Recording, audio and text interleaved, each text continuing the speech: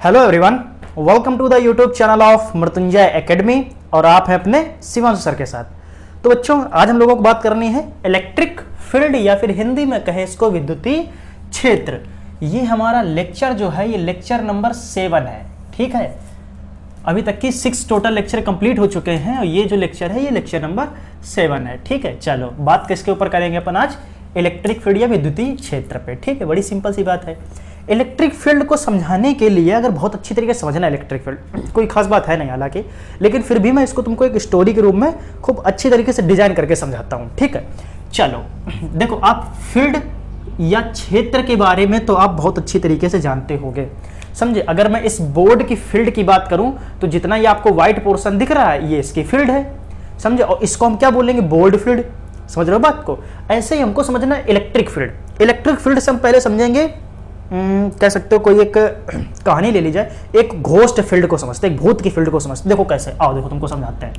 मान लो कि ये एक मैंने फील्ड को बनाया, ठीक है, ये विजुअल है आपको, ये चीज दिख रही है। यहाँ पे एक सर्कल बन नहीं पाया लेकिन ये सर्कल ही है, सपोज करो।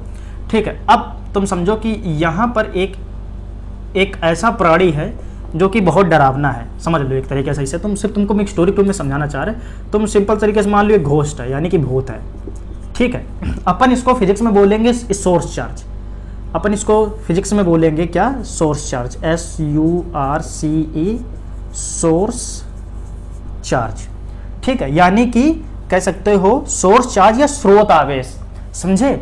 अच्छा, इसको अपन +Q से दिखाते हैं। ठीक, ये सोर्स चार्ज है, लेकिन मैं तुमको समझाना चाहता हूँ घोस्ट के स्टोरी के रूप में। अब समझो ये घोस्ट का यानी कि भूत का इतना क्षेत्र है, या फिर ये मान लो यहाँ एंट्री है। ठीक है, ये जो dash dash dash dash dash हैं ये सब पूरे एंट्री के ड्यूरेशन बने हुए। मान लो कोई इंसान यहाँ से एंटर करना चाहता है।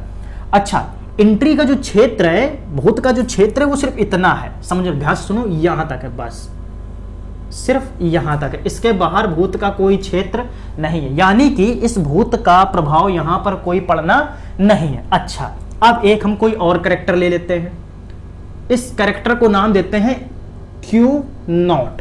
ठीक है, Q और उसके साइड में लगाते हैं Q0। दिख रहा है कि नहीं दिख रहा? चलो थोड़ा सा बड़ा बनाते हैं, यहाँ इसको ये यहाँ लिख लेते हैं Q0। ठीक है, ओके।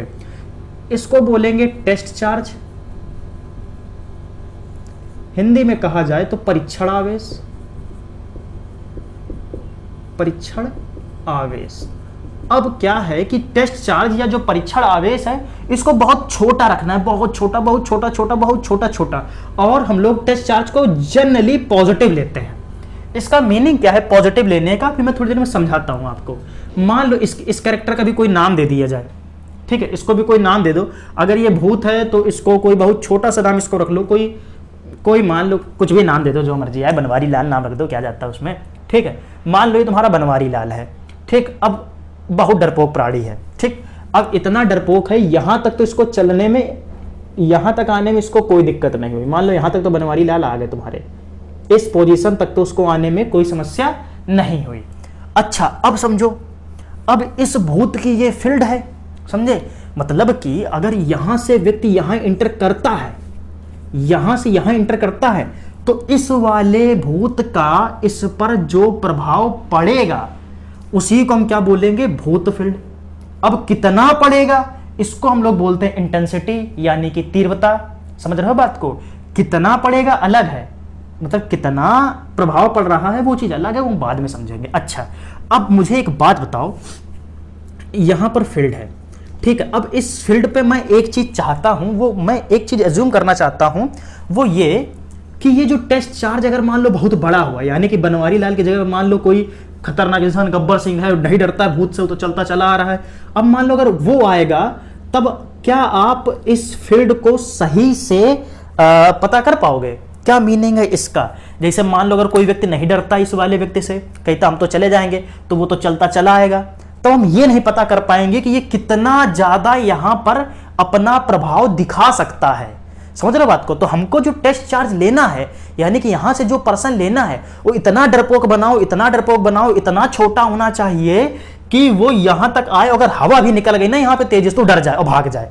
तब हम इसके प्रभाव को बहुत अच्छी तरीके से पता कर सकते हैं। मतलब हम ये पता कर सकते हैं कितना लगा सकता है, ये कितना ज्यादा फोर्स लगा सकता है। और मान लो अगर वो नहीं डर रहा है, तुमने कोई बड़ा सा ले लिया, तो तुम इसके बारे में पता नहीं कर पाओगे। हमें इसके बारे में कुछ पता नहीं करना है, हमें इसके बारे में पता करना है। ठीक, इतनी कहानी तुम्हें समझ में आ गई। बस अब ये तुम घोस्ट हटाओ, भूत हटाओ, कहानी तो तुम्हें समझ में ही आ गई।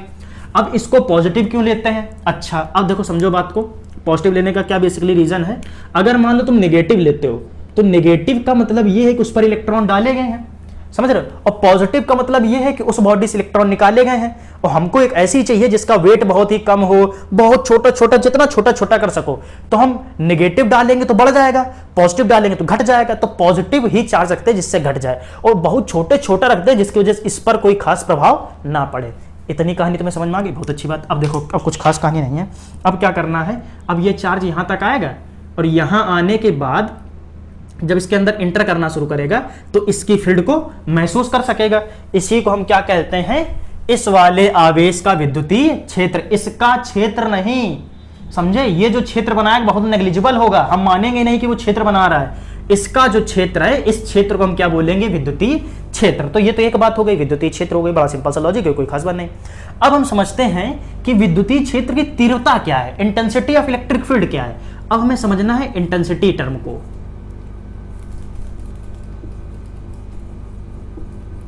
इंटेंसिटी के टर्म्स को समझना है कि तीव्रता का मतलब क्या है। देखो समझो, अगर मान लो वो इस जगह पर खड़ा है टेस्ट चार्ज, और ये उस पर फोर्स लगा रहा है इस डायरेक्शन में, समझे? यानी कि टेस्ट चार्ज को आप लाते हो यहां पर, वो इधर भागता है। अगर मान लो यहां लाते हो तो इधर भागता है। अब ये कितना भाग रहा है, दैट्स द मीनिंग, इस पर कितना फोर्स काम कर रहा है, इस चीज के मेजरमेंट को ही हम क्या कहते हैं? इंटेंसिटी कहते हैं। फिर वही वाली कहानी, अगर मान लो भूत है, तुम्हारा बनवारी लाल है, बनवारी लाल पहले तो इंटर करेगा यहां पर, तो पहले इतना नहीं भागेगा, कहेगा अरे अभी तो भूत वहां पर है, तो यहां पर उसको कम फोर्स अनुभव होगा, मतलब इसका जो डर होगा वो कम अनुभव होगा। क्यों? क्योंकि इसकी डिस्टेंस क्या है? ज्यादा है। अब जैसे मान लो बनवारी लाल अंदर घुसना शुरू हुए इसके पास, अब यहां गए तो डर बढ़ा, यहां आया होगा तो और डर बढ़ गया, यहां आया होगा तो और डर बढ़ेगा, यहां आएगा तो बहुत ज्यादा डरने लगेगा, और सीधे भूत देख लेगा तो मर जाएगा। सेम कहानी चार्ज के पास है। तुम टेस्ट चार्ज को लेकर के आए, जब यहां आओगे तब बहुत कम फोर्स लगेगा, यहां आओगे तो फोर्स बढ़ जाएगा, यहां आओगे तो और बढ़ जाएगा, यहां आओगे तो और बढ़ जाएगा, और सीधे इसी के पास आएगा तब तो बहुत ज्यादा फोर्स हो जाएगा। समझे? इसको हम क्या बोलते हैं? Intensity of electric field. तो तुम्हें बात समझ में आ गई, इलेक्ट्रिक फील्ड भी समझ में आ गई, इंटेंसिटी ऑफ इलेक्ट्रिक फील्ड भी समझ में आ गई। इसमें कोई दोहराई वाली बात, ऐसा कोई टर्म जो इंटेंसिटी ऑफ इलेक्ट्रिक फील्ड नहीं समझ पाए हो, समझ गए ना बात को? इंटेंसिटी मतलब ये है कि कहां तक की। अच्छा, अब मैं बात करता हूं तो इसकी इंटेंसिटी ऑफ इलेक्ट्रिक फील्ड, यानी कि अगर यहां इंटेंसिटी की बात करें तो यहां इसकी इंटेंसिटी जो होगी उसको अपन इनफाइनाइट बोलेंगे, समझे? यहां पर कुछ होगी, पार्टिकुलर यहां वैल्यू होगी, लेकिन इससे जैसे ही आप इस जगह पर आओगे तो वो क्या हो जाएगी? इनफाइनाइट हो जाएगी। समझ पा रहे हो बात को? क्यों इनफाइनाइट? के देखो, मैंने फिर वही कहा है कि अनंत का मतलब नहीं होता है कि आप मंगल ग्रह पर बैठे हो, समझे? इस अनंत वाली कंडीशन को मैंने कहीं ना कहीं बहुत अच्छी तरीके से समझाया अपने लेक्चर में, समझे? तो यहां वाले केस में अपन क्या बोलते हैं? अनंत से। अब इसके बाहर जो कुछ है वो सब अनंत ही है, ये सब जो कुछ इधर साइड है वो सब अनंत ही है, और जहां यहां पर आ जाओगे तो फिर अनंत की कहानी खत्म हो जाएगी। तो लिखो भैया, परिभाषा लिखो, हेडिंग लगाओ विद्युतीय क्षेत्र, हेडिंग लगाओ इलेक्ट्रिक फील्ड। मैं बोल रहा हूं, लिखो इस चीज को, लिख लो यहां पे, लिखो हेडिंग लगाओ विद्युतीय क्षेत्र। देखो मैं बोल देता हूं, उसको नोट कर लो, ठीक है? विद्युतीय क्षेत्र किसी आवेश के चारों ओर का वह क्षेत्र, किसी आवेश के चारों ओर का वह क्षेत्र जहां उसके प्रभाव का अनुभव किया जा सके, उस आवेश का विद्युतीय क्षेत्र कहलाता है। ठीक है, तो ये किसकी परिभाषा हो गई? विद्युतीय क्षेत्र की। अगर पूछा जाता है विद्युतीय क्षेत्र की तीव्रता किसे कहते हैं, तो विद्युतीय क्षेत्र की तीव्रता लिख लो, किसी बिंदु पर, किसी एक पार्टिकुलर बिंदु पर, ठीक है, किसी स्पेसिफिक बिंदु या किसी बिंदु पर क्षेत्र की तीव्रता उस बल के बराबर है जो वहां रखे गए एक इकाई धनात्मक परीक्षण आवेश, समझ रहे हो? एक इकाई धनात्मक परीक्षण विद्युत आवेश वाले कण द्वारा अनुभव किया जाता है, उसको हम क्या कहते हैं? विद्युत क्षेत्र की तीव्रता कहते हैं। अच्छा, ध्यान देने वाली बात यह है कि यहाँ पे ये भी लिख लेना, इसे कैपिटल ई से प्रदर्शित करते हैं, यहाँ पे लिख लेना, इसे कैपिटल ई से प्रदर्शित करते हैं, और ये एक वेक्टर क्वांटिटी है, ये एक सदिश राशि है, ठीक है? इसे कैपिटल ई से प्रदर्शित करते हैं। इसकी यूनिट अभी चलो मैं बताता हूँ, न्यूटन मीटर कूलम होती है, इसकी यूनिट बताते हैं। इंग्लिश वाले भी भैया अपना लिख ले, electric field, electric field is a space around a charge where its effect can be experienced. ठीक, आराम से पॉज करके मेरे को सुन करके लिख लेना, ठीक है। नेक्स्ट हेडिंग लगाओगे इंटेंसिटी ऑफ इलेक्ट्रिक फील्ड, ठीक है। इंटेंसिटी ऑफ इलेक्ट्रिक फील्ड में लिख लो कि intensity of electric field at any particular point of the electric field is equal to the force experienced by unit positive test charge, by unit positive test charge at that point, ठीक है। It is a vector quantity and it is also represented by capital E, ठीक है। इतना काम कर लो, उसके बाद अपन इसके बारे में देखते हैं इंटेंसिटी ऑफ इलेक्ट्रिक फील्ड को। चलो नोट कर लो इस चीज को भी अच्छी तरीके से नोट कर लो, इंटेंसिटी ऑफ इलेक्ट्रिक फील्ड, ठीक है। इसको वो डेफिनेशन लिखने के बाद इंटेंसिटी ऑफ इलेक्ट्रिक, देखो सुनो, इलेक्ट्रिक फील्ड डेफिनेशन जैसे लिख ली, डेफिनेशन लिखने के बाद यहाँ पे लिखोगे विद्युतीय क्षेत्र की तीव्रता, इसके Hindi E is equals to the F upon Q naught, ठीक है। E वेक्टर और F वेक्टर दोनों ही वेक्टर क्वांटिटी हैं, ठीक है। ये होती है हमारी इंटेंसिटी ऑफ इलेक्ट्रिक फील्ड, यानी कि विद्युतीय क्षेत्र की तीव्रता। भाई कितना चार्ज ला रहे हो, उस पर कितना फोर्स लग रहा है, यही हमको इलेक्ट्रिक फील्ड बताती है, ठीक है। अब देखो फोर्स की यूनिट क्या होती है, अगर डायमेंशन की बात करें mL/T⁻², सिंपल। इसका क्या होता है AT, ठीक। इसको तुम इसे डब्बा में बंद कर लो अपना स्क्वायर ब्रैकेट में, ये ऊपर जाएगा, अगर ऊपर जाएगा तो क्या हो जाएगा mL/T⁻⁻3, भाई ये ऊपर जाएगा तो माइनस हो जाएगा A, ठीक। mL/T⁻³ A, ये हो गई इसकी डायमेंशन। अगर इसकी यूनिट की बात करें तो इसकी यूनिट यानी कि इकाई, देखो इसकी जो इकाई होगी F की क्या होता है न्यूटन बटे कूलाम, ठीक। तो इलेक्ट्रिक फील्ड की जो यूनिट होगी वो क्या होगी न्यूटन बटे कूलाम, डायमेंशन क्या होती है ये, ठीक, बता दिए। इस चीज़ को भी, ये भी चीज़ अपना उसमें नोट कर लो। अब हेडिंग लगाओ, इस चीज़ को नोट कर लो। अब इसके बाद हेडिंग लगाओ electric field due two point charge, electric field due two point charge, बिंदु आवेश के कारण विद्युतीय क्षेत्र, बिंदु आवेश के कारण, बिंदु आवेश के कारण विद्युतीय क्षेत्र,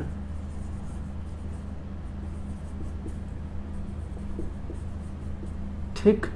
बिंदु आवेश के कारण विद्युतीय क्षेत्र, कोई खास बात नहीं है, देखो समझो क्या मतलब इसका, वही कहानी है। जैसे मान लो ये पॉजिटिव चार्ज है, ठीक है, बिंदु आवेश के कारण विद्युतीय क्षेत्र। अब देखो ये पॉजिटिव चार्ज है, ये मान लो, ठीक। अब हम चाहते हैं कि यहां पर R दूरी पर और इस P पॉइंट पर, इस P पॉइंट पर पता करना है कि इसकी इलेक्ट्रिक फील्ड की इंटेंसिटी कितनी होगी।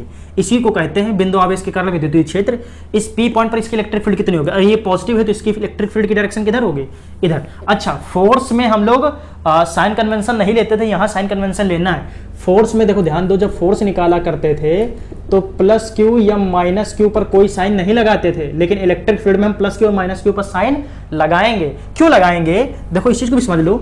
अगर मान लो यहाँ तुम टेस्ट चार्ज लाते हो तो हमको फील कराता कि इधर जा रहा है, इसकी इलेक्ट्रिक फील्ड बाहर की ओर है, समझे, ये साइन कन्वेंशन है, इस वजह से वहां पर हमको लेना पड़ता है। अच्छा ठीक है, अब इसका डेरिवेशन अगर देखो तो कोई दिक्कत नहीं है, R दूरी पर है, यहाँ पर है, इस जगह पर इलेक्ट्रिक फील्ड की इंटेंसिटी पूछी गई कि P पॉइंट पर कितनी होगी, ठीक है। तो तुम थ्योरी लिखना, थ्योरी लिखने के बाद सीधे अपन डेरिवेशन पे आते हैं।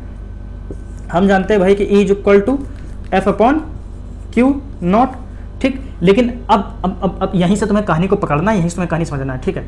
मान लो यहाँ पर Q0 चार्ज है, ठीक है, इसी पर तभी तो पता करोगे कि ये Q0 यानी कि टेस्ट चार्ज कितनी इलेक्ट्रिक फील्ड को फील कर पा रहा होगा। इन दोनों के बीच में फोर्स निकाल लो, फोर्स कितना होता है 1/4πε0। ये capital Q small Q0 upon R², ठीक, यही फॉर्मूला है फोर्स का। इसके बाद Q0 नीचे कर दो, ठीक। ध्यान से देखिए ऊपर चला जाएगा, ऊपर चला जाएगा तो कट जाएगा 1/4πε0 Q0 upon Q0 into R², इसने इसको मार दिया। So electric field at any point या एट पॉइंट कितना आ जाएगा, E = 1/4πε0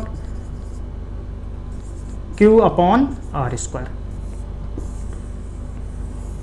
ठीक है। ये हाइपरबोलिक कर्व भी बनाते हैं, इसका मीनिंग क्या है देखो, ये E is proportional to the R square, E is proportional to the R square. अगर मैं इसका वो निकालता हूं ग्राफ, तो इसका जो ग्राफ आएगा वो कुछ ऐसा आएगा, ठीक। हालांकि उसकी कोई खास जरूरत नहीं है, अगर ये E है ये R है तो इसका ग्राफ कुछ ऐसा जाता है, ठीक। इसकी भी कोई खास जरूरत नहीं है, मेन चीज ये है, ये फार्मूला तुम्हारे काम का है, ठीक है। E इज इक्वल टू 1/4 और Q अपॉन आर स्क्वायर। ध्यान देना, अगर E होगा तो सिर्फ Q होता है, F में Q होता है, दोनों होते हैं, Q होता है, यहाँ पे सिर्फ एक ही सेगमेंट होता है। अच्छा, इतनी बात समझ में आ गई, बहुत अच्छी बात है। इसको भी रफ कर दें, सिंपल सा डेरिवेशन, इसमें कोई खास बात नहीं। ये पॉइंट नोट कर लो, ये पॉइंट, ये इलेक्ट्रिक फील्ड क्या है, electric field at any point कहाँ पर, P वाले पर निकालना है, ठीक। तो इसको चाहो तो आप EP भी लिख लो, तो भी कोई खास बात नहीं है, ठीक है। ये भी नोट कर लो। चलो अब आगे देखते हैं।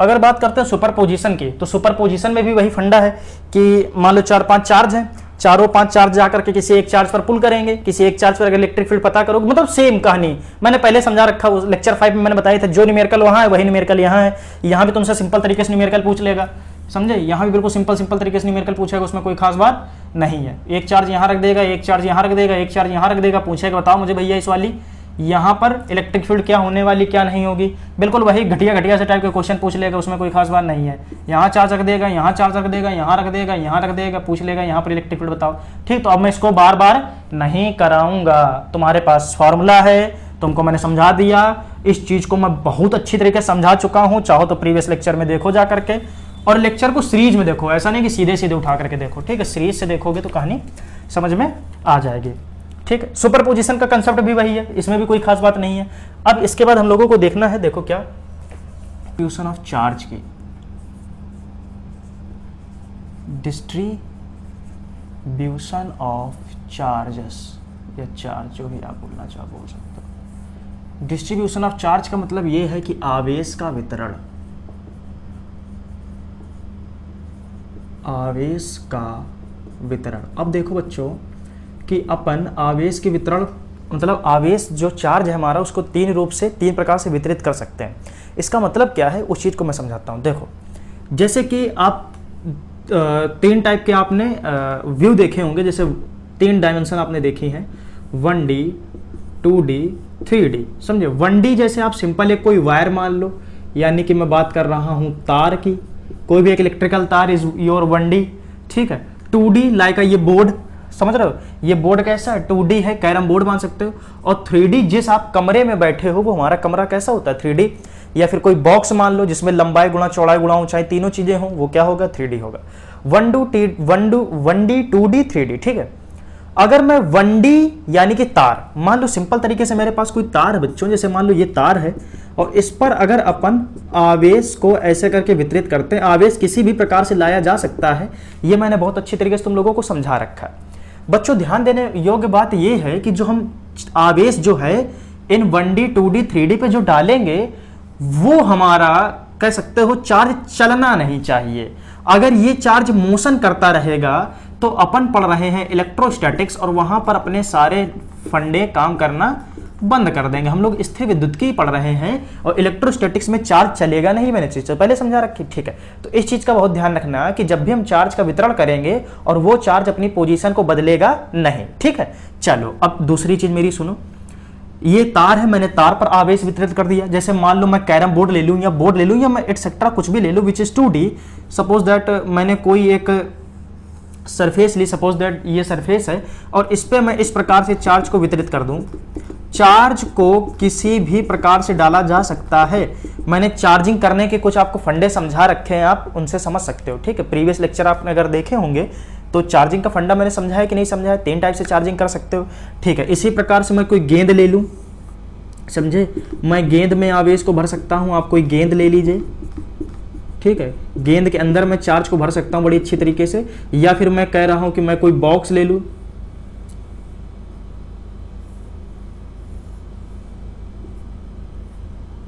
इस टाइप से अपन कोई एक बॉक्स ले लें और उस बॉक्स के अंदर भी अपन चार्ज को भर सकते हैं, इसमें कोई संकोच वाली बात नहीं है, समझे। तो अब बच्चों बात मुझे ये करनी है, अपने को बात ये करनी, जैसे मान लो ये आवेश मैंने अच्छी तरीके से इसमें भर लिया, ठीक है। अब मुझे बात ये करनी है कि इस तार पे जो चार्ज आया है, ठीक है, इन जो जितना भी इस तार पे आवेश आया है, मान लो मैं कहता हूं इस P बिंदु पर, इस P पॉइंट पर इस सभी आवेश की वजह से कोई ना कोई इलेक्ट्रिक फील्ड बनेगी। कितनी बनेगी? जैसे कि मैंने आपको समझाया था अभी जस्ट पिछले में ही कि मान लो अगर यहाँ पे कोई चार्ज रखा है, अपन इसको बोलते हैं प्लस क्यू। क्या बोलते हैं? प्लस क्यू बोलते हैं। और मैं बोलता हूं कि देखो बच्चों, ये आर अगर दूरी है और इस पी बिंदु पर मैं अगर इलेक्ट्रिक फील्ड यानी कि विद्युतीय क्षेत्र पता करना चाहता हूं, तो इस पी पॉइंट पर इलेक्ट्रिक फील्ड यानी कि विद्युतीय क्षेत्र कितना आता है? 1/4 पाई एप्सिलॉन नॉट क्यू। अगर इस वाले क्यू की मैं बात करूंगा, क्योंकि ये इलेक्ट्रिक फील्ड बनाएगा, तो इसको क्यू लिखेंगे और आर स्क्वायर कर देंगे। क्या यही भी सेगमेंट मैंने पिछले समझाया था कि किसी बिंदु के लिए विद्युतीय क्षेत्र की तीव्रता कितनी होती है? वो इतनी होती है। किंतु मुझे बिंदु यानी कि ये कौन सा आवेश है? ये बिंदु आवेश है, पॉइंट चार्ज है, मुझे इसकी बात तो नहीं करनी है। मैंने क्या कहा कि मैंने पूरे चार्ज को किसी तार पर या किसी सरफेस पर या किसी गेंद के अंदर या किसी घनाभ के अंदर रख रखा है। इसकी वजह से मैं किसी एक बिंदु पर विद्युत क्षेत्र की तीव्रता पता करना चाहता हूं, तो कितना होगा? ठीक है, इसी फंडे को समझना है। That's the meaning of distribution charge, आवेश का वितरण। अभी हम इस चीज को बहुत अच्छी तरीके से नहीं समझ पाएंगे कि पी बिंदु पर विद्युत क्षेत्र की तीव्रता कैसे निकालें। मतलब परफेक्टली कह सकते हो निकाल तो लेंगे, लेकिन एक और आसान विधि है निकालने की। एक बहुत ही आसान मेथड है, एक बहुत ही इजी मेथड है निकालने का। वो अपन समझेंगे गॉस के नियम में या गॉस की प्रमेय में। ठीक है, तो अब इसी चीज को हम जरा थोड़ा सा समझाते हैं, देन उसके बाद गॉस की प्रमेय तो आगे है, वो बाद में समझेंगे। ठीक है, तो ये आप सेगमेंट के लिए नोट कर सकते हो, जो बनाना चाहते हो बना लो अपने मन से थोड़ा बहुत। ठीक है, अपन बात करते हैं आगे थोड़ा। तो केस फर्स्ट लेंगे 1D मोशन का, सॉरी मैंने मोशन बोल दिया, 1 डायमेंशन का, एक विमी है। ठीक, अब बच्चों मेरी बात तो ध्यान से सुनो। मैंने कहा बच्चों एक तार लिया, आप तार को सीधे लिख सकते हो। ठीक है, मैं तार को कुछ इस प्रकार से बनाना ज्यादा प्रेफर रखता हूं। ठीक, तो इस तार पे मैंने आवेश को यहां पे डाल दिया। कोई दिक्कत? कोई दिक्कत नहीं। यहां पे मैंने बहुत अच्छी तरीके से चार्ज को डेवलप कर दिया। ध्यान दो, इलेक्ट्रोस्टैटिक्स पढ़ रहे हैं, चार्ज भागेगा नहीं, चार्ज अपनी पोजीशन को बदलेगा नहीं, चार्ज किसी एक ही जगह पर रहने वाला है। ठीक है, चलो अब बच्चों ध्यान से देखो।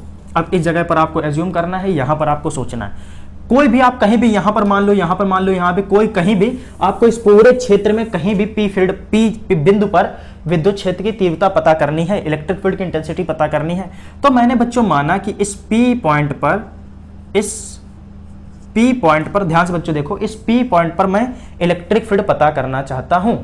अच्छा, अब फिर मैं एक आपको चीज समझाता हूं छोटी सी। मैंने कहा था अगर बिंदु आवेश होगा, मान लो ये प्लस क्यू है, अगर ये बिंदु आवेश होगा और आप किसी पी बिंदु पर, ये पी बिंदु है, यहां पर अगर आप इलेक्ट्रिक फील्ड की इंटेंसिटी पूछते हैं, तो मैं कहता हूं कि अगर ये धनात्मक है तो इसकी दिशा इधर होगी, अगर ये पॉजिटिव है तो इसकी दिशा इधर होगी। और यहां के लिए आप ई क्या निकालते थे? 1/4 pi epsilon naught Q upon R square. ध्यान दो, मैं फिर यही वाला क्यू लिखूंगा, तभी मैं बार बार ये छोटा सा क्यू लिख करके बिगाड़ता हूं, जिससे कि आपको समझ में आ जाए अच्छी तरीके से। ठीक है, तो ये जो सेगमेंट बच्चों आता है, ये एक बिंदु आवेश के लिए आता है, एक पॉइंट चार्ज के लिए आता है। This is the point charge. ठीक है, ये पॉइंट चार्ज के लिए आता है। अब आप ध्यान से देखो, क्या यहां कोई एक पॉइंट है? नहीं है, ये तो एक पूरा पूरा कह सकते हो तार है। अच्छा, आप अगर छोटी सी मैथमेटिक्स पढ़े हो तो आपको पता होगा कि एक बिंदु को हम मिलाते जाएं, बिंदु बिंदु मिलाते जाएं। देखो ये आपको दिख रहा है बिंदु, इसी टाइप को मैं ऐसे ऐसे करके मिलाते जाऊं, मिलाते जाऊं, मिलाते जाऊं, मिलाते जाऊं, मिलाते जाऊं, तो क्या ये एक तार का निर्माण नहीं कर लेगा? एक ऐसे सरल रेखा का निर्माण नहीं कर लेगा? एक स्ट्रेट लाइन का निर्माण नहीं कर लेगा? That's the meaning. मेरी बच्चों बात सुनो, यहां पर लगती है सिंपल मैथमेटिक्स, यहां पर लगती है सिंपल मैथमेटिक्स के फंड। मैं जरा सा समझाना चाहता हूं, इस चीज को जरा ध्यान से समझो, उसके बाद अपन यहां पर आते हैं और अच्छे तरीके से चीजों को समझेंगे। देखो छोटी सी बात मेरी समझो, जैसा कि आपको पता है कि देखो दो बातें होती है मैथ में जो कि तुमको जाननी। एक तो है अपना डिफरेंशिएशन, जिसको हिंदी में अवकलन कहते हैं। ठीक है, और एक है अपना इंटीग्रेशन, जिसको हिंदी में समाकलन कहा जाता है। ठीक है, अवकलन का मतलब यह होता है कि किसी एक बड़े चीज का अगर हम अवकलन करते हैं अवकलन करने यानी कि डिफरेंशिएशन करने पे वो छोटे छोटे भागों में टूट जाएगा। इंटीग्रेशन या समाकलन का मतलब ये होता है कि वो जो छोटे छोटे भागों में टूट गया है, अगर हम उनका समाकलन कर देंगे तो वो पूरा एक नया भाग बना लेगा। इसका मीनिंग क्या है और तुमको समझाते हैं। देखो, जैसे कि मान लो मैंने कहा, फिर मेरे बच्चों ध्यान से बात को जरा सुनो, मैंने कहा कि सपोज दैट इस जो तार की लंबाई है, ध्यान से सुनो, इस जो तार की लंबाई है बच्चों ध्यान से सुनो, इस तार की जो लंबाई मैंने कहा ये x मीटर है, मैंने कहा ये x मीटर है। कितने मीटर है? x मीटर है। अच्छा, अब अपन क्या करते हैं कि इसको मैं कहता हूं बहुत छोटा बहुत छोटा बहुत छोटा सेगमेंट लेना चाहता हूं, बहुत छोटा सा सेगमेंट लेना चाहता हूं, तो गणित ये कहती है, मैथमेटिक्स ये कहती है कि आप इस सेगमेंट का डिफरेंशिएशन कर दीजिए। मैंने कहा अच्छा, तो मैथ्स हमको समझाते हैं डिफरेंशिएशन करेंगे तो ये x को अपन dx बोलेंगे, इस x को अपन dx बोलेंगे, यानी कि मैंने x का डिफरेंशिएशन कर दिया। d या कहीं पे आपको डेल भी लिखा मिलेगा तो संकोच मत करें, दोनों ही बातें एक हैं, ठीक है। d का मतलब ये होता है हमने बहुत छोटा सा हिस्सा तोड़ लिया, ये भी मिल सकता है देखने को, ये भी मिल सकता है और ये वाला भी डेल्टा देखने को मिल सकता है। आप 11th में पढ़े होंगे, ठीक है, 11th में पढ़े होंगे तो ये डिफरेंशिएशन करने के तरीके होते हैं, अलग अलग टाइप के सेगमेंट्स हैं, ठीक है। अब आगे सुनो, मैंने क्या किया कि इस पूरे तार को तोड़ लिया, इसका क्या करते हैं डिफरेंशिएशन, डिफरेंशिएशन किया तो dx बोलेंगे। अब समझो बच्चों, डिफरेंशिएशन करने पर आफ्टर डिफरेंशिएट किसको, इस तार को, तो ये इतने छोटे छोटे पार्टिकल्स में टूट जाएगा, और भी छोटे छोटे बहुत छोटा, जो इसका सबसे छोटा प्रारूप होगा उसमें टूट जाएगा। इस छोटे से प्रारूप को अपन बोलते हैं dx, इस छोटे से प्रारूप को अपन बोलते हैं, ऐसे देखो, एक ये dx dx dx dx dx dx dx, अब मैं बोलूंगा इसमें कितने dx है, मैं बोलूंगा अनंत dx है, समझो मेरी बात को, इसमें कितने dx है, अनंत dx है। अच्छा, अब बच्चों मान लो कि अगर आपको ये दिया होता, ऐसे बहुत छोटे छोटे छोटे छोटे तार दिए होते, जो dx था, पूछा जाता कि बताओ ये एक्चुअलिटी में कितना लंबा है, तब अपन क्या करते हैं, या फिर पूछा जाता है इन सबको जरा जोड़ के एक मजबूत बताओ कितना होगा, तब अपन क्या करेंगे, अब देखो यहां से यहां है तो डिफरेंशिएशन, और यहां से यहां चले जाओगे तो इंटीग्रेशन हो जाएगा। तो हम क्या करेंगे, जो ये dx है, ये जो छोटे छोटे छोटे छोटे dx है, किसी छोटे से dx को इंटीग्रेट कर देंगे, ठीक है, और ये d से ये मर जाता है, ये आप जानो, ठीक है।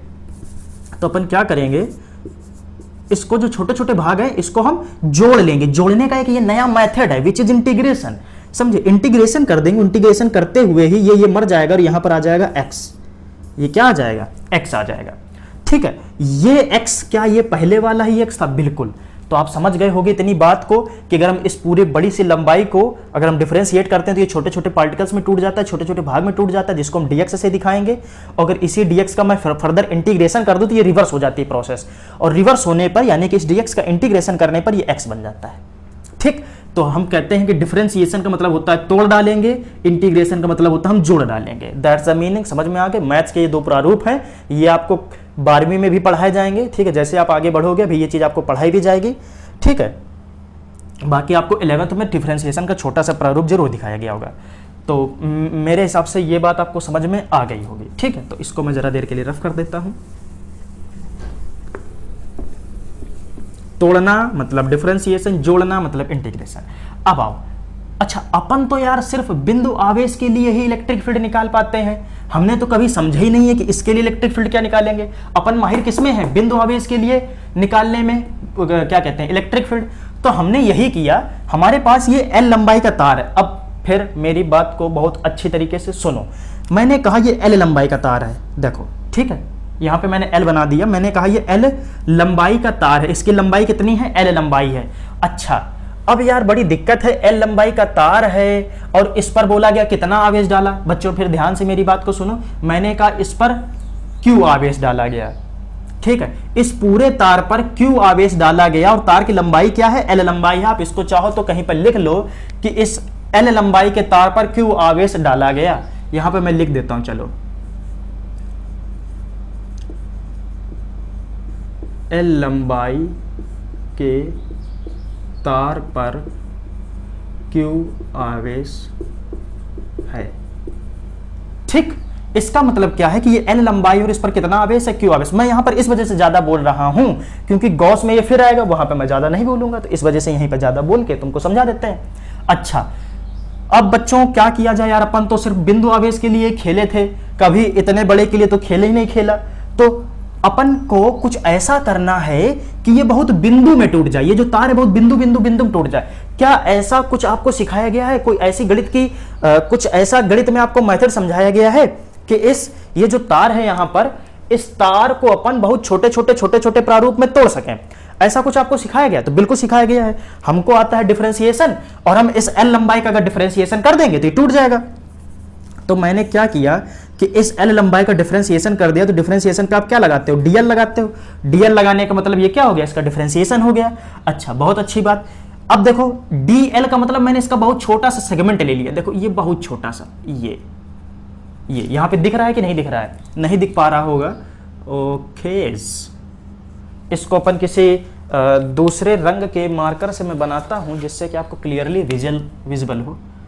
यहां पे अब ये दिख रहा है, इस जगह पे ये चीज दिख रही है, ठीक है। यहां पे मैंने क्या बोला कि ये छोटा सा सेगमेंट है विच इज डीएल, ठीक है, इसको अपन डीएल बोलते हैं। चलो अच्छा, बहुत अच्छी बात। अब दूसरी बात मेरी सुनो, ऐसे डीएल के सेगमेंट कितने होंगे? बहुत होंगे, है कि नहीं? तो छोटे से डीएल पर छोटा सा आवेश होगा, तो इस क्यू को भी यही लिख लेता हूं मैं। छोटे से डीएल पर छोटा सा आवेश यानी कि क्यू, यानी कि डी क्यू बोलेंगे इसको।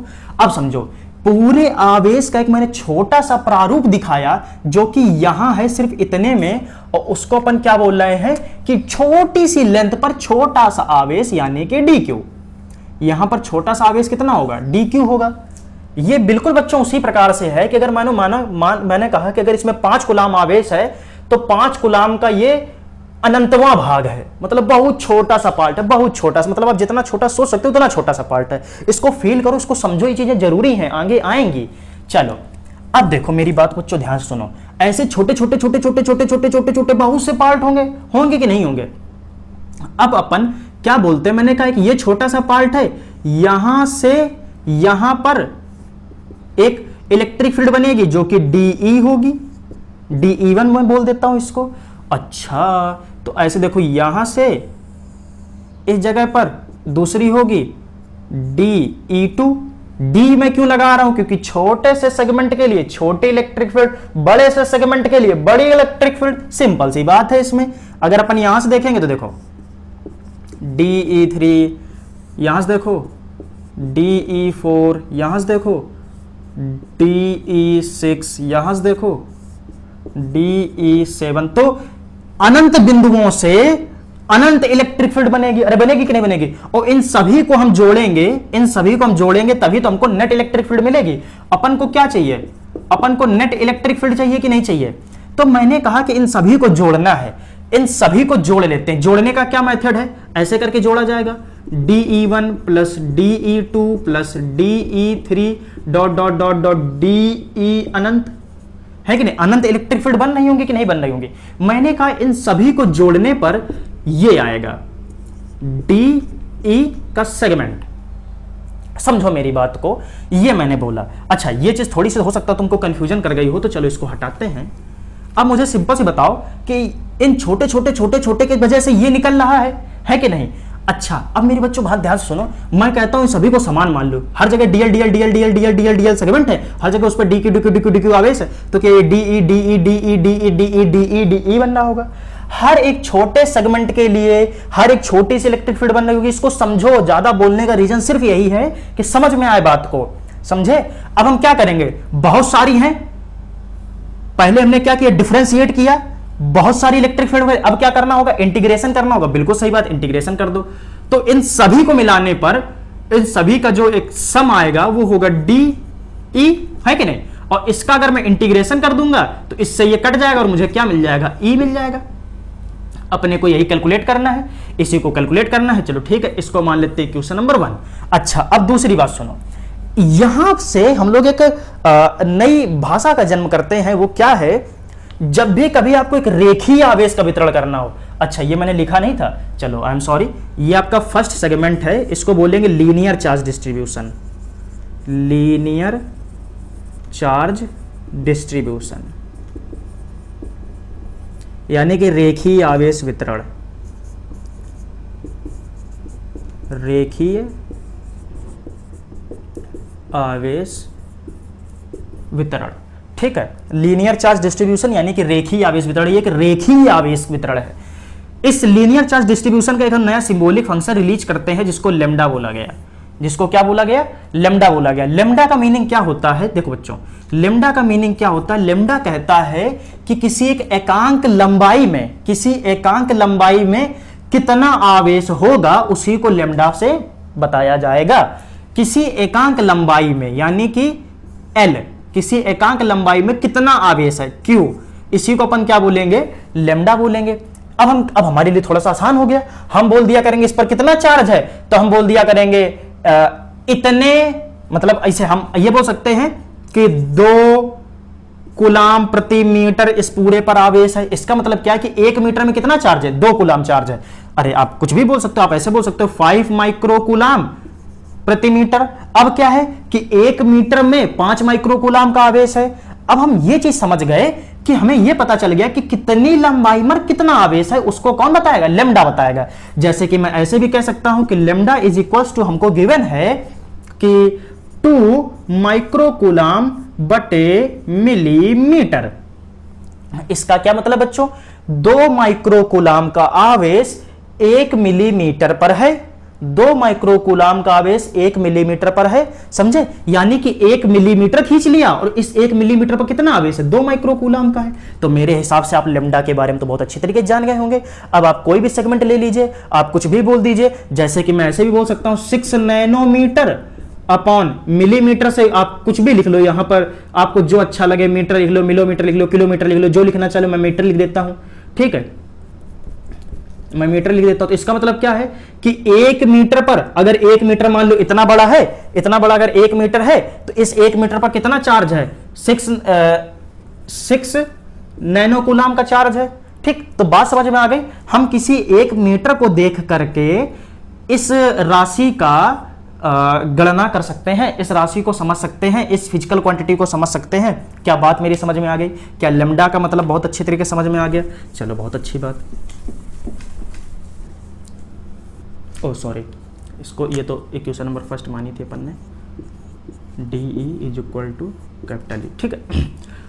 अच्छा, अब मुझे एक चीज और समझाओ आप लोग, मुझे एक चीज और समझाओ। अगर छोटी सी लेंथ होगी तो छोटा चार्ज होगा। इसके लिए अपन क्या लिख सकते हैं? DQ अपॉन DL लिख सकते हैं कि नहीं लिख सकते हैं? तो मैं ऐसे भी कह सकता हूं कि DQ is equal to lambda dot DL, ऐसा भी लिखा जा सकता है। ठीक है, अब इस पार्ट को अपन ओपन करना शुरू करते हैं। अब इस पार्ट को अगर मैं खोलता हूं तो ये लिखा हुआ है E is equal to DE, that's the meaning. DE को भी मैं अगर खोलूंगा तो ये हमारे सामने आ जाएगा 1 अपॉन 4 पाई एप्सिलॉन नॉट, ध्यान दो, Q अपॉन R स्क्वायर। फिर मेरी बात सुनो, क्या ये छोटी सी इलेक्ट्रिक फील्ड है? क्या ये छोटी इलेक्ट्रिक फील्ड है? क्या ये छोटे से आवेश की वजह से आई होंगी? है कि नहीं भाई? छोटे इलेक्ट्रिक फील्ड छोटे से आवेश की वजह से आई होंगी। तो इसको अपन बड़ा क्यों ना लिख करके हम छोटा क्यों लिखेंगे? इसको DQ लिख देंगे, बाकी चीजें सिंपल सी रहेंगी। मुझे 1 पता है, 4 पाई एप्सिलॉन नॉट पता है, R का मतलब ये आप R मान लो, ये आप इनको R मान लो, ठीक है। तो अब अपन क्या करेंगे? सबको बाहर निकाल लेंगे और सिर्फ DQ को वहीं पर रख देंगे। तो मैं सबको बाहर निकाल लेता हूं। जो चीज कांस्टेंट है 1 upon 4 pi epsilon naught into 1 upon R square integral DQ, ऐसे भी लिखा जा सकता है, ठीक। अच्छा, अब DQ की जगह पे मैं क्या लिख सकता हूं? Lambda dot DL। तो ये सेगमेंट आ जाएगा हमारे लिए E is equals to 1 upon 4 pi epsilon naught 1 upon R square integration का सिंबल, और DQ की जगह पे क्या लिख सकते हैं? लेमडा डॉट DL, ठीक है। अब इंटीग्रेशन में सिर्फ आप इतना बता दो कि आप कहां से कहां तक इंटीग्रेशन करना चाहते हो। तो मैं कहता हूं 0 मीटर से L मीटर तक करना चाहता हूं, तो मैं लिख दूंगा यहां 0 to L, बात खत्म। और ये आपका बन गया इलेक्ट्रिक फील्ड का एक सिंबॉलिक फंक्शन। इस प्रकार से हम लोग कैलकुलेट किया करेंगे, ठीक है। तो ये है हमारा रेखीय आवेश वितरण। अब आप इससे समझ सकते हो कि अगर किसी एक रेखा पर आवेश है तो उसको कैसे निकालेंगे। इतनी बात समझ में, इतना बोलने का मेरा सिर्फ इतना मीनिंग था कि आप किसी एक चीज को बारीकी से और बहुत अच्छी तरीके से समझ सकें, ठीक है। अब हम किसी एक सरफेस को लेते हैं, इसको मैं रफ कर दूं। चलो, अभी बच्चों क्या है, आपकी स्टार्टिंग है, अभी आपको विजुअलाइजेशन तो करना होगा। आप जितना सोचोगे उतना आपके लिए अच्छा है, समझ लो। मेरा सिर्फ इतना बोलने का तात्पर्य यही रहता है कि आप जो चीज देखो ज्यादा बोलेंगे तो ज्यादा चीज अंदर जाएगी तो समझ जाओगे, छोटा बोलेंगे तो मुझे नहीं पता कि आप कम में समझ पाओ या ना समझ पाओ। इस वजह से मैं आपको बारीकी से एक एक चीज को समझाना चाहता हूं। अभी ये चीज समझ जाओगे, आगे बहुत काम आएगी। फिजिक्स हलवा नहीं है। पहले का कोई समय अलग हुआ करता था कि यूपी बोर्ड में पढ़ लो भाई, दो चार चीजें नंबर आ जाएंगे। अब ऐसा नहीं है, अब नंबर नहीं आते, अब आपको अच्छी तरीके से पढ़ना होता है। सेकंड सेगमेंट हम अपना देखते हैं।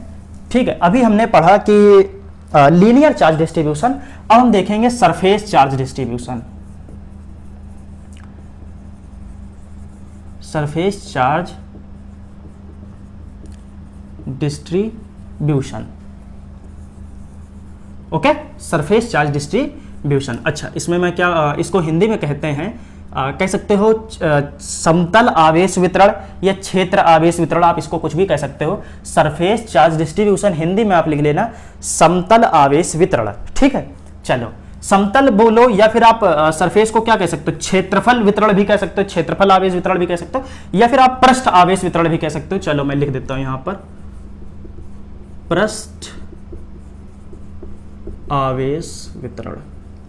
अब हमें, पहले हमने रेखा पर किया था, अब हमको पूरे पृष्ठ पर करना होगा। अब हम किसी एक पृष्ठ को मान लेते हैं।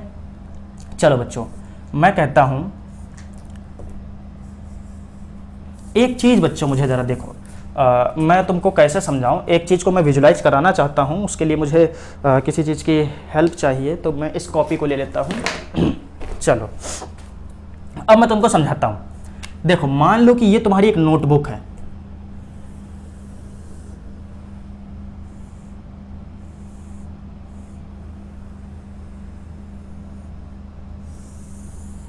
ये तुम्हारी नोटबुक है, मतलब ये तुम्हारी कॉपी है जिस पे आप लिखते हो। ठीक है, ये तुम्हारी कॉपी है। आपको एक ये कॉपी दिख रही है कि नहीं दिख रही है? ठीक है, अब ध्यान से देखो, ये क्या है, कह सकते हो फ्रंट व्यू है, सामने से देख रहा हूं मैं, सामने से देख रहा हूं तो अपन बोलेंगे फ्रंट व्यू। ठीक, ध्यान दो कुछ चीजों पे। ठीक है, सामने से देखेंगे तो क्या लिखेंगे, फ्रंट व्यू। जैसे कि आप सामने से देख रहे हो तो इसको बोलेंगे फ्रंट व्यू। अगर मैं इसको साइड से देखूंगा, यानी कि आप इधर हो तो ये पूरी कॉपी दिखती है। अगर आप इधर आ जाओ, यानी कि कॉपी आपके सामने ऐसी आ जाए। अब ध्यान से देखो इस चीज को, क्या आपको पूरी कॉपी नजर आ रही है? देखो इस चीज को, मैं इसको थोड़ा सा ऐसे करके दिखाता हूं। देखो, क्या पूरी कॉपी नजर आ रही? नहीं, पूरी कॉपी तो नहीं नजर आ रही। अब आपको सिर्फ इतना पार्ट नजर आ रहा है। हमको नहीं पता कि कॉपी पीछे तक की कितनी लंबी है, लेकिन हमको इतना पार्ट नजर आ रहा है ना। यानी कि अगर मैं इसका तुम्हें साइड व्यू दिखाऊं, अगर मैं आपको इसका साइड व्यू को दिखाता हूं तो इसका साइड व्यू क्या ऐसा होगा? सिर्फ मुझे इसकी कि ये कितना, इसकी विड्थ कितनी है, ये कितना मोटाई का है, सिर्फ मुझे यही नजर आ रहा होगा। समझो, इस नोटबुक को अगर मैं साइड से देखूंगा तो वो क्या सिर्फ ऐसी ही नजर आ रही होगी बस। ठीक है, तो अपन हम कहीं पर आपको ऐसा भी लिखा मिल सकता है, कहीं पर आपको ऐसा भी मिल सकता है। ये भी सरफेस है और ये भी क्या है, सरफेस ही है। ठीक है, चलो ये चीजें आगे आने वाली है, मैंने तभी यहां पर समझा दिया है। गॉस पढ़ाऊंगा तो फिर मैं पूछूंगा कहां पे समझाया था। ठीक है, फिर मैं वहां पर ज्यादा नहीं समझा रहा हूंगा। चलो, तो यही आपसे बोला गया कि ऐसे बना हुआ है, ये कॉपी है, मान लीजिए कुछ भी है, एक सरफेस चार्ज है, इस पर बढ़िया तरीके से आवेश वितरित है, इस पर अच्छी तरीके से आवेश वितरित है।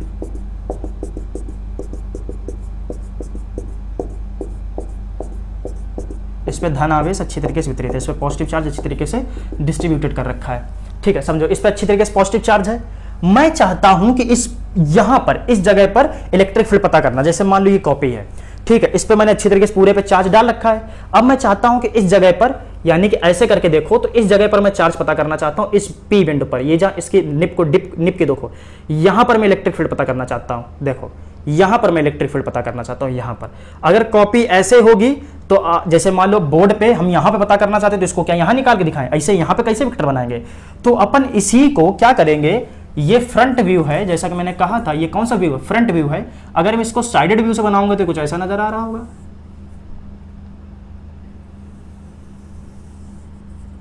ठीक है, और इस पे क्या होगा, पॉजिटिव चार्ज होगा।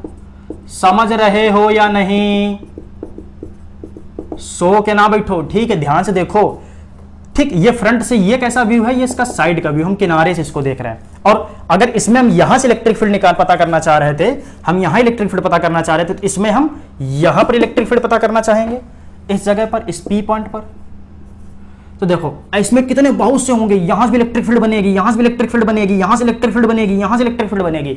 ऐसे कि वही वाला पुराना केस हो गया, यहां से इलेक्ट्रिक फील्ड बनेगी, यहां से बन रही होगी, यहां से बन रही होगी, यहां से बन रही होगी, यहां से बन रही होगी। समझो अब हमको अभी तक हमने जैसे पिछले चैप्टर में पिछले वाले में पढ़ा था रेखीय आवेश घनत्व में, उसको हमने लेमडा दिया था। यहां पे एक हम नई चीज लाएंगे, इसको हम सिग्मा बोलते हैं। सिग्मा को कहते हैं पृष्ठ आवेश वितरण। सिग्मा सरफेस चार्ज डिस्ट्रीब्यूशन को हम किससे रिप्रेजेंट करते हैं? सिग्मा से। इसको क्या बोलते हैं? सिग्मा बोला जाता है।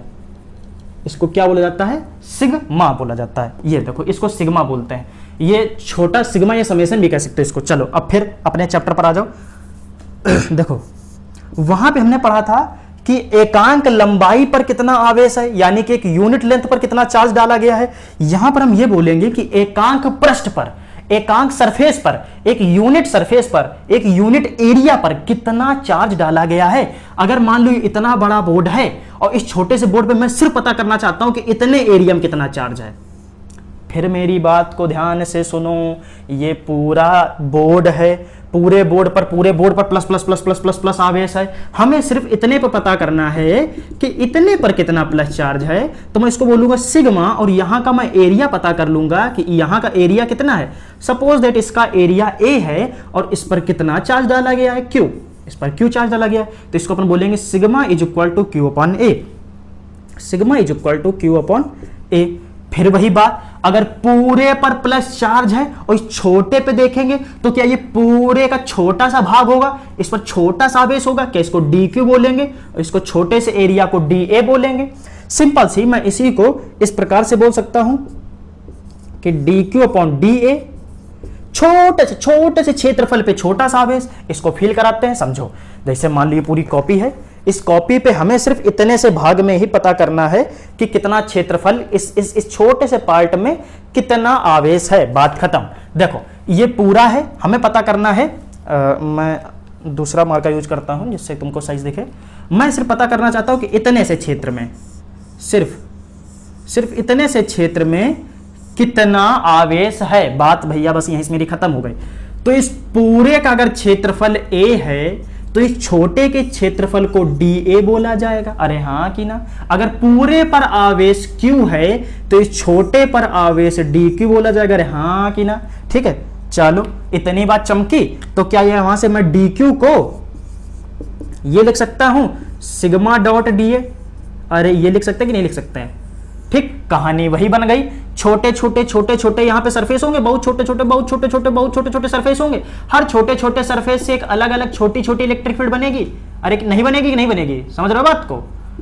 वही वाली कहानी बच्चों, पूरे पर आवेश है, इस छोटे से सरफेस से इलेक्ट्रिक फील्ड बनेगी, इस छोटे से बनेगी। ऐसे यहाँ पे बहुत से होंगे, हर एक से इलेक्ट्रिक फील्ड बन रही होगी कि नहीं बन रही होगी। हमें तो पूरे से पता करना है। तो पहले तो हमने डिफरेंशिएट कर दिया, अब बहुत सी इलेक्ट्रिक फील्ड मिल गई, इन सबको हम जोड़ देंगे। जोड़ने का नया मेथड क्या है? इंटीग्रेशन। बस सिंपल सी बात। चलो तो सबसे पहले हम किसका इंटीग्रेशन करना चाहते हैं? डीई का। इसका इंटीग्रेशन करेंगे तो हमको क्या मिल जाएगा? नेट इलेक्ट्रिक फील्ड मिल जाएगी। चलो कर लेते हैं भाई। E is equal to summation of DE, यानी कि समय sigma integration of 1/4 pi epsilon naught Q upon R square. बच्चों फिर ध्यान दो, R R R R R R, ये आर आर आर हो गया। क्यों? क्या छोटे से के लिए मान बहुत छोटे से सरफेस के लिए, तो इसको अपन डी क्यू बोलेंगे। अब डी क्यू को हम क्या लिख सकते हैं? सिग्मा डॉट डी ए।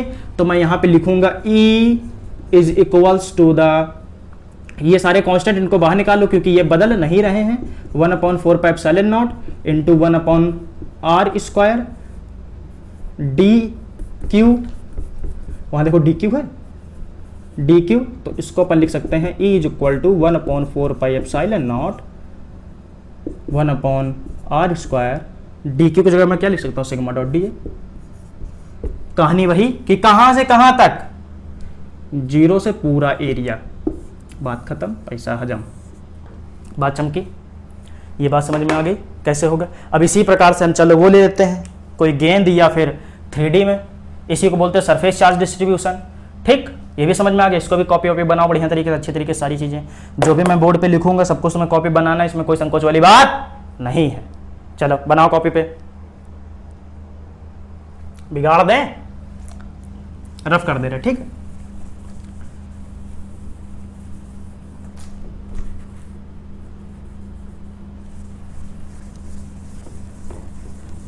अब नेक्स्ट यानी कि थर्ड एंड द लास्ट डालो वॉल्यूम चार्ज डिस्ट्रीब्यूशन, आयतन पृष्ठ घनत्व, सॉरी आयतन आवेश वितरण।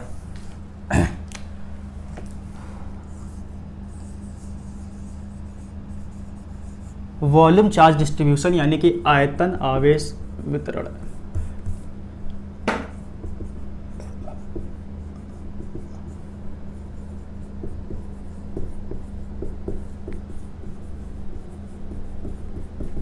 ठीक, इसको रिप्रेजेंट करते हैं हम लोग रो से।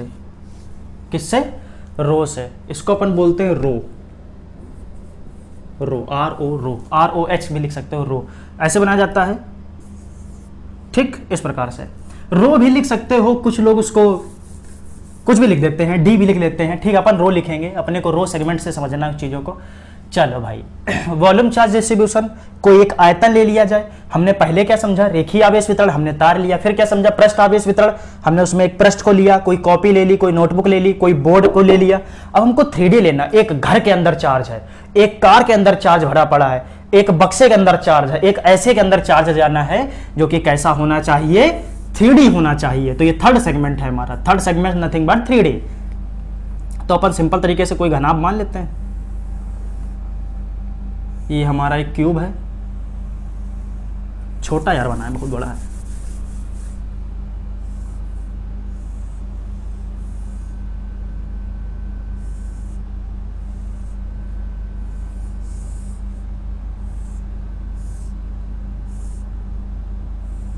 ठीक, कोई समस्या, कोई दिक्कत नहीं। चलो आप भर दो इसके अंदर चार्ज।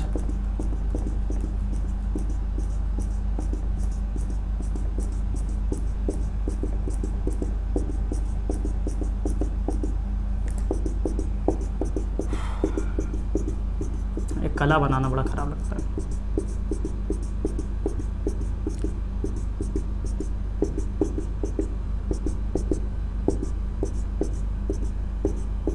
ठीक है, ऐसे तुमने बढ़िया तरीके से पूरे में अच्छी तरीके से बक्से के अंदर भर लिया। यहां पर आप गेंद भी ले सकते थे, इसमें कोई संकोच वाली बात नहीं है। एक हम इसे गेंद ले लेते, उस गेंद के अंदर चार्ज भर सकते थे।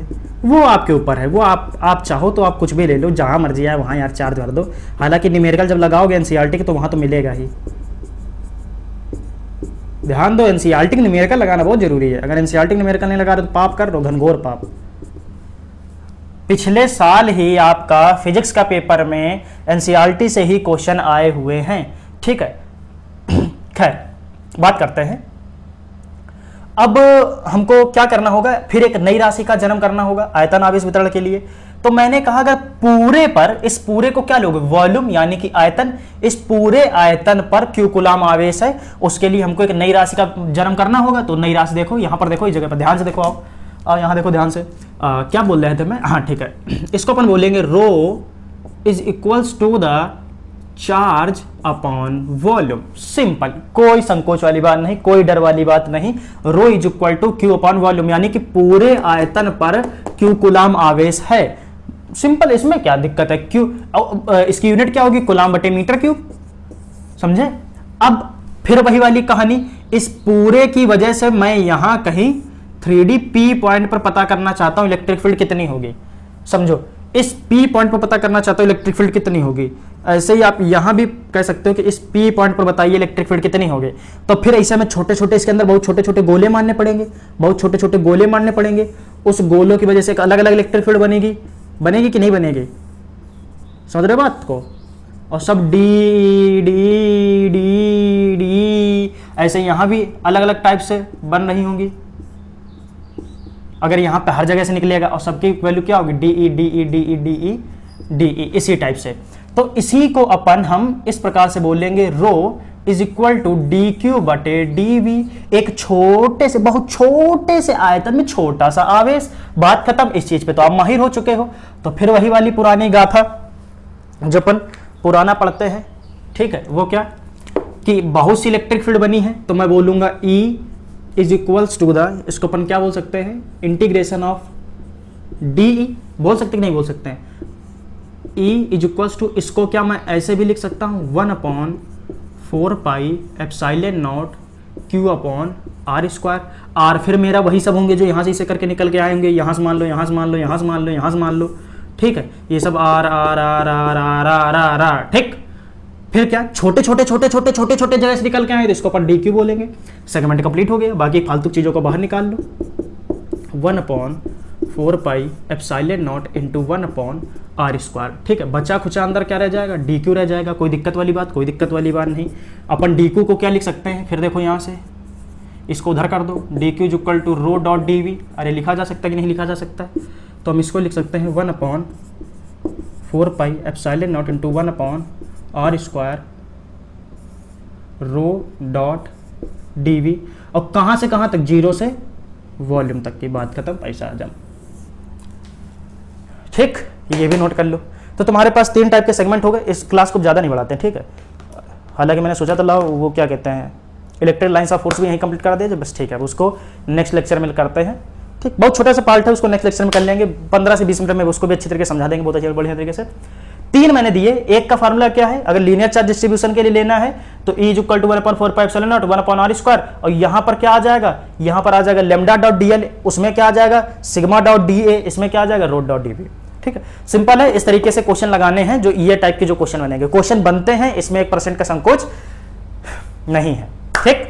चलो इसको भी कंप्लीट करो, और छोटी सी चीजें बताइए, इलेक्ट्रिक लाइन्स ऑफ फोर्स, उसको नेक्स्ट लेक्चर में कंप्लीट करते हैं हम लोग, ठीक है। चलो ये भी नोट कर लो।